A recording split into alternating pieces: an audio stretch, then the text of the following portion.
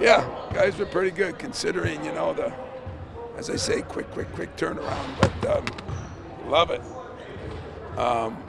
Yeah, they were really good. In fact, really good. Is this particularly when you've got a couple of books like that? Is this more on the coach's plate right now? I mean, eventually we don't play the game, but I think to get the stuff out there, the hardest part is like the NCAA tournament. You got to figure out a way to get some stuff done, but you can't wear them out. You can't give them overload, and yet you got to get a lot of stuff in, and that's where in the NCAA tournament both teams have one day or something, so it's you don't want to have all stones unturned, but you got to realize they can only pick up so many things in a day and a half, especially after a tough game last night. When you've had the changeover on staff, is that how critical is this time and some of those other short preps that you've had this year in building towards that? Yeah, I mean we've had probably as many as anybody, and and then playing over in Maui, all those things. I think that's helped. I still got enough guys on my staff that have done it here, done it other places. So staff's been great about it. I got no complaints there. Players, it's just a matter of staying focused. And as you get tired, you can have mental fatigue or you can have physical fatigue, and you can have both. And so we're just trying to keep them as fresh as we can by short film session, do another short film session, practice, eat, another short film session, and then tomorrow we'll see if we're fresher. Dusty's, I think, the 6th different Michigan coach you faced. What's your impression of him? Obviously, he's a Knight disciple. And is there a welcome to the rivalry moment that you have with each one of these new coaches you faced for the first time? No, I faced a lot of them, in a lot of different schools. I think I faced over 60 new coaches, and something ridiculous. And I think Dusty's done a good job, but remember, he's already been to a Final Four. So it's not like he came in. He's been good tutelage when he was there with Bob, and he did a good job down in Florida, and he's done a great job with his team. I mean, they're well coached, they play hard, and they're unique. It's a unique team with the 2 7-footers, so it's something different, and rivalry's the rivalry. Looking forward to it. The way they use those 7-footers too. I mean, it's one is essentially a point guard sometimes. Yeah. And I mean, just you face a lot of different matchups, but that's a different sort of challenge than you've seen. Yeah, especially to do it in a day and a half or something. It is different, and that's part of the challenge. It's an exciting part of the challenge, but they do that. Those guys have been good together, but they got other players on that team besides those 2 guys. So, and it's a very old team for the most part. So, they don't have all the experience in here, but I think it's really helped that Golden had played for him before, so that was, that's always nice to be able to build around someone that can tell everybody else what you're doing with your system. So, it's been, it'll be good. It's going to be fun. What's made them so good in close games? They've won a lot of these tight ones. When you watch what is that trait? It's so strange. I mean, I'm just starting to dive into them, of course, yesterday, because this one time, plays are really different. And for some reason, I just haven't seen them on TV as much as some of the teams we play, like you do most years. So what's made them so good on that? They've done a good job. They've either made shots or they've made stops, and they've been in, I think, 8 or 9 out of 10 tight games down the stretch, and that's a mark of a good team. It's the first time, I think, in 5 years, both you guys have been in the top 15, squaring off. It was about that time John Beeline took a loss here and talked about how great it was, and you guys being in both programs are competitive and at the top of the Big Ten. How much does that factor into what's on the line on Friday? Well, I think anytime you talk about rivalries aren't rivalries. We weren't a rivalry when my first 3-4 years, we were getting killed every year. Then they weren't much of a rivalry for us, even a longer stretch. And then when John came, after a couple of years, it got to be, I think, one of the better rivalries. He made the comment that, next to the Duke Carolina and working that way, and I think that's true. When both programs are good, of course it's better for the rivalry. Everybody in the state's mad at everybody, and everybody's, actually listening to you guys a little bit more. But yeah, there's, we weren't a rivalry when we weren't any good, and you always got your in-state rivals. But when both programs are good, it's always a better rivalry. Michigan had 4 players who averaging 2 or more turnovers a game, and obviously they've had turnover struggles all season. But when a team is able to win despite those turnovers, you talk about the close games. What does that do for them going into this game where ball control might be? Well, I'm sure he's not happy about the turnovers, just like I'm not happy about the 3-point shooting, And I mean, that's been one of their Achilles heels. Let's be honest about it. But they got a lot of other things that have been positive. So there's no perfect team out there. I can promise you that right now. There's nobody that shoots threes, shoots free throws, guards people, rebounds, doesn't turn it over, and satisfies its fan base. There are no teams, 0, absolutely 0. But I think, for the most part, that's been their one thing that they're probably working on. And but to be able to win still doing that, says a lot about them. Guessing it's been a good week to have Jesse around as a big guy that can do a little bit for you to give you a look for these guys. Yeah, Jesse's been really good. I mean, you guys see him a little bit, but he's been that way all year, and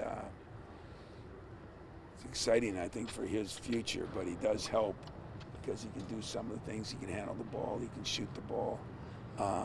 So we have some decent guys that can play. There are people, it's never the same, but it's decent. It's been good. What are the big asks that you have for your big men?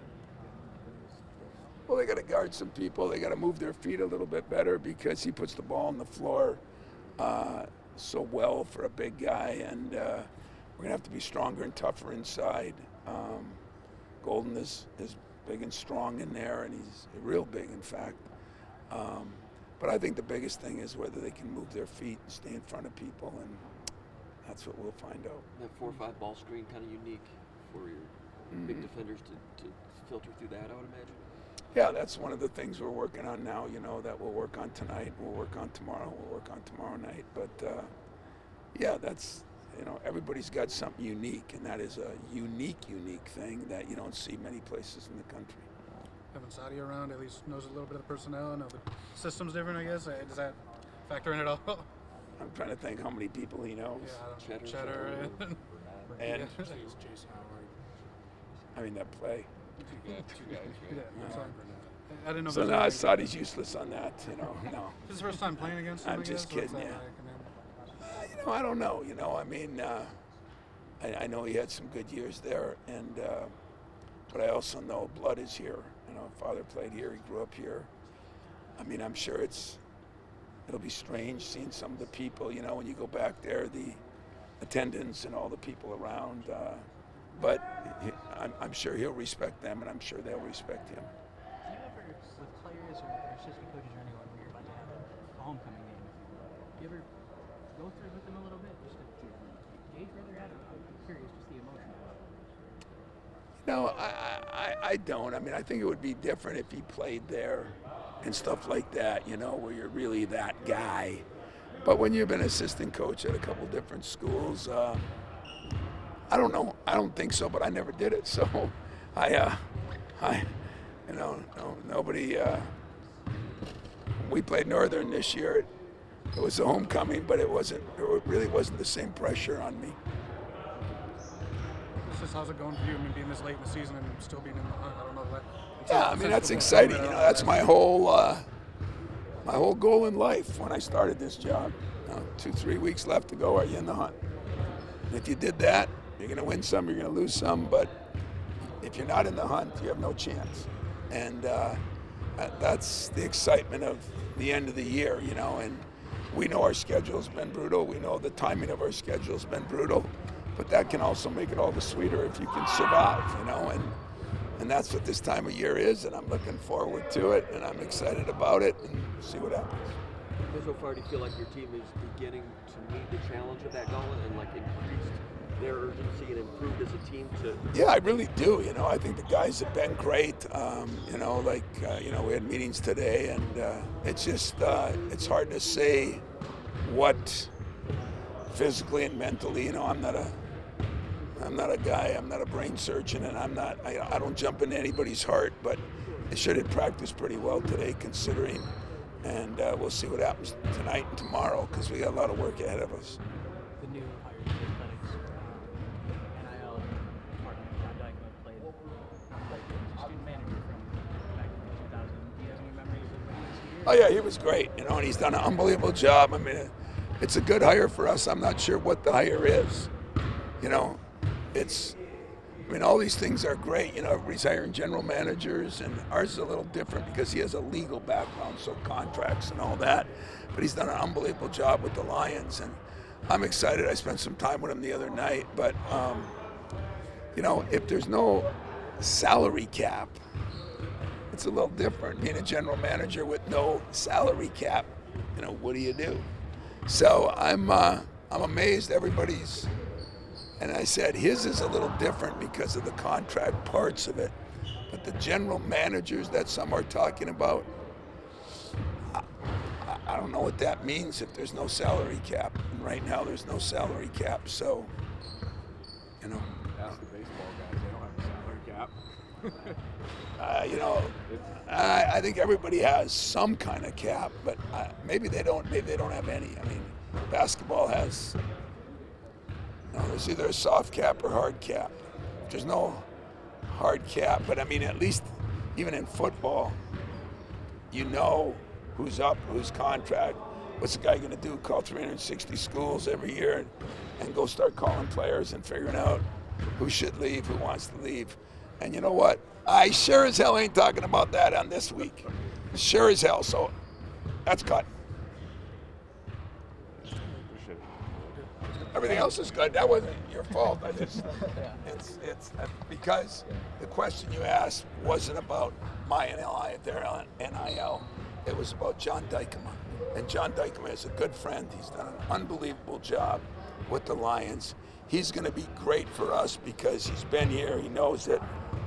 I know his job title is going to be a lot of different things. I know he's going to help in the athletic department. I think he's going to try to help because he's had experience in pro football. And he's a lawyer, so he'll be writing up contracts and stuff like that. Other than that, on the day-to-day, as far as where it benefits, I don't know that, you know. And I don't know, anybody will know that until somebody in the government makes a decision on what's going on, and who knows when that'll be, or who knows why that'll be. Or one more on Michigan. You mentioned not just the big guys, but the other. Is there an underrated component to their team that you've seen that you said this is something that's not talked about enough? Well, I think their point guard is a little bit underrated. You know, I mean, he's been a guy that everybody looks at the two bigs because they're the two bigs, you know. But he can really do a lot of things. He can shoot it, he can score it, he can drive it. He's a three-dimensional player as far as that goes, and he can guard it. So I think he probably doesn't get as much credit as he deserves because sometimes he's on the point. Sometimes they give it to their point forward. And of course, you know, they've got a couple guys that can really shoot it. They've got a nice team, and like I said, they're an older team, they're an experienced team that will have to play well to beat, especially down there. All right, guys.